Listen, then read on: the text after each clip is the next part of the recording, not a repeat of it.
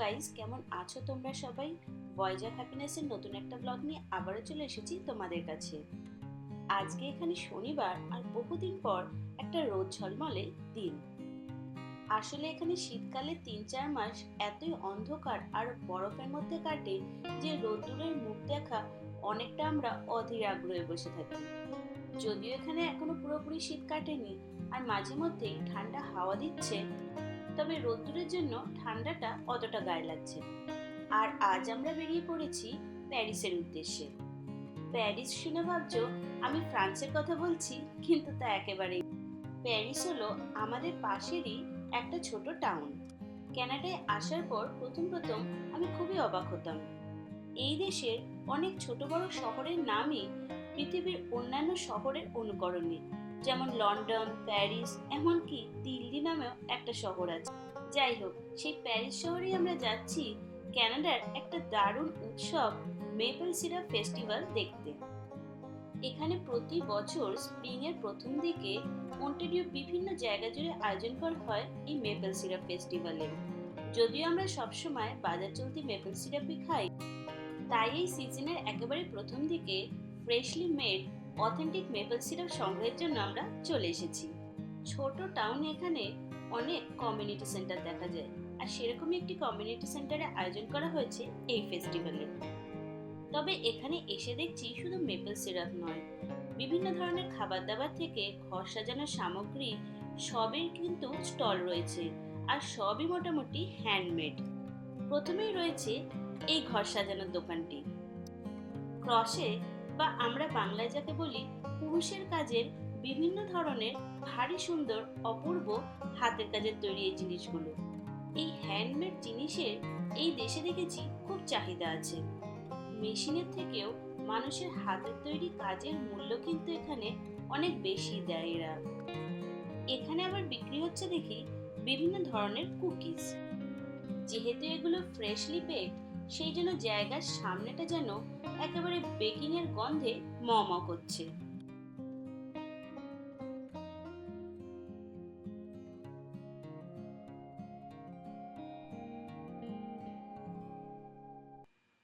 এই maple syrup তৈরি হয় মেপেল গাছের রস থেকে।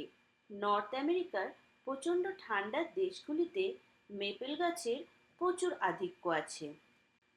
শীতের শুরুতেই এই গাছগুলোর কাণ্ড আর মূলে প্রচুর পরিমাণে স্টার্চ জমা হয়, আর এই স্টার্চই পরিবর্তিত হয় সুগারে। আর শীতের শেষে যখন তাপমাত্রা বাড়ে, তখন এই গাছ থেকেই রস সংগ্রহ করা হয়, যাকে বলা হয় স্যাপ। আর পরে এই স্যাপকেই ঘন করে তৈরি হয় সুস্বাদু মেপল সিরাপ। এই মেপল সিরাপ কিন্তু আবার কানাডার কালচারের সাথে অঙ্গাঙ্গিভাবে যুক্ত। আসলে মেপেল গাছের পাতা মানে মেপেল লিফ এই দেশের ন্যাশনাল সিম্বল, যা কিনা কানাডার জাতীয় পতাকায়ও দেখতে পাওয়া যায়। এখানে দু ধরনের মেপেল সিরাপ পাওয়া যায়, একটা লাইট আর একটা ডার্ক। আমাদের যেহেতু খুব একটা আইডিয়া নেই, তাই কেনার আগে একবার টেস্ট করে নিচ্ছি। তবে একটা কথা বলতেই হচ্ছে, এত সুস্বাদু মেপেল সিরাপ আমি আগে কখনো খাইনি। মেপেল সিরাপ তো কেনা হয়ে গেল, এবার আমরা চলে এসেছি পাশের স্টলটিতে। এই স্টলটিতে একটা অদ্ভুত ধরনের জিনিস দেখলাম, যা আমি প্রথমবারই দেখছি। এগুলোকে বলে টেরারিয়াম। ছোট ছোট কাঁচের জারে বিভিন্ন প্রজাতির মিনিয়েচার গাছ সংগ্রহ করা হয়েছে, যেগুলো মূলত ইনডোর। বাড়িতে বাগানের জায়গা না থাকলে বা পরিচর্যার সময় না থাকলে কিন্তু এই ধরনের জিনিস সহজেই ব্যবহার করা যায়। আর এই দিকে ছিল কিছু হোমমেড সোপ। আমি কিন্তু প্রথমে বুঝতে পারিনি। জিজ্ঞাসা করাতে স্টলে যিনি ছিলেন উনি বুঝিয়ে বললেন, যে কোনো বাচ্চাকে দেখালে কিন্তু সে আইসক্রিম ভেবে ভুল করতেই পারে। কথায় কথায় জানতে পারলাম এই স্টলের মেয়েটি আর তার হাজবেন্ড দুজনে মিলে এই টেরারিয়াম আর এই সোপের বিজনেস করে। সত্যি, এদের দুজনেরই হাতের কাজে জবাব নেই। এই স্টলটা আবার দেখছি মূলত বাচ্চাদের খেলনাই। এখানে বিভিন্ন রং বেরঙের লিজার্ড, ড্রাগন এইসব বাচ্চাদের খেলনা বানানো হয়েছে। আর এই সবই যা দেখছো কাঠের তৈরি কিন্তু। তবে কি দিয়ে রং করেছে কে জানে, এত চকচক করছে।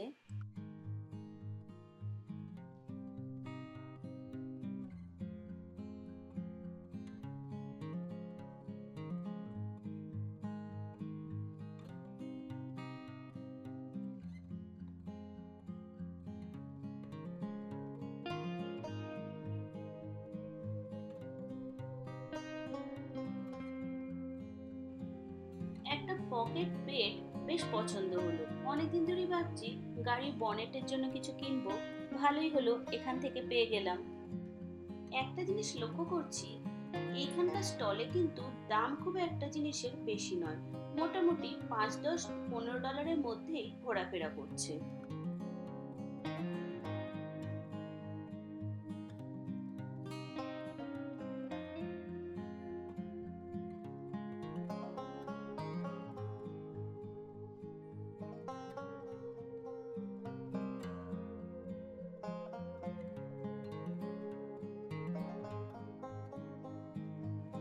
এই এতক্ষণ পর আবার একটা মেপল সিরাপের স্টল দেখতে পেলাম।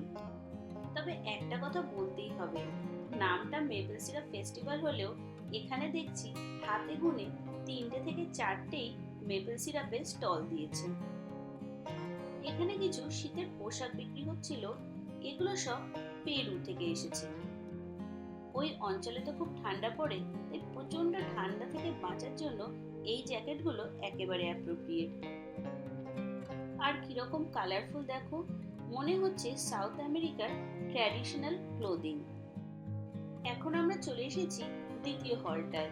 এখানে মূলত খাবার দাবারের আইটেমই বেশি বিক্রি হচ্ছে, যেমন ব্রেড, কেক, কুকি প্রভৃতি।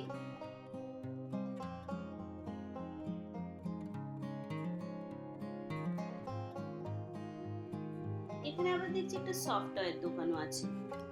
আর এই টয়গুলোতে যে যার ইচ্ছা মতো নাম কাস্টমাইজ করাতে পারবে। এই যে লেখা আছে বিভিন্ন ধরনের নাম, কিন্তু এগুলোর দাম আবার প্রচন্ড দেখছি। 25 থেকে 30 ডলার পর্যন্ত চাইছে এই এক একটা সফট টয়। কিউবেকে যখন গেছিলাম এই মেপল ক্যান্ডি খাওয়ার ইচ্ছা থাকলেও সেবার সুযোগ হয়নি। তাই এখানে যখনই দেখলাম মেপল ক্যান্ডি পাওয়া যাচ্ছে, আমরা চট করে কিনে ফেললাম দুটো। এই মেপল ক্যান্ডির কথা কিন্তু অনেক শুনেছি, তবে আমাদের অভিজ্ঞতা খুব একটা ভালো যায়নি। প্রচণ্ড মিষ্টি এই ক্যান্ডিগুলো মনে হয় বাচ্চা ছাড়া বড়দের ভালো লাগবে না। আর এই যে বাইরে রয়েছে দুটো ফুড ট্রাক। এখানে মূলত সব ফেয়ার বা ফেস্টিভ্যালে যে খাবারগুলো পাওয়া যাবেই, তার মধ্যে রয়েছে পুটিন, হটডগ আর ফানেল কেক। আর একটা লাইভ মিউজিকও কিন্তু দেখছি রয়েছে এখানে। এই ছিল মোটামুটি আজকে আমাদের ঘোরাঘুরি। বাইরে থাকার এই একটা সুবিধে, এখানে বিভিন্ন ধরনের ছোট বড় লোকাল কালচার অভিজ্ঞতা করা যায়। চলো আজকের ভিডিওটা তাহলে এটুকুই, দেখা হবে খুব শিগগিরই পরবর্তী একটা ব্লগে।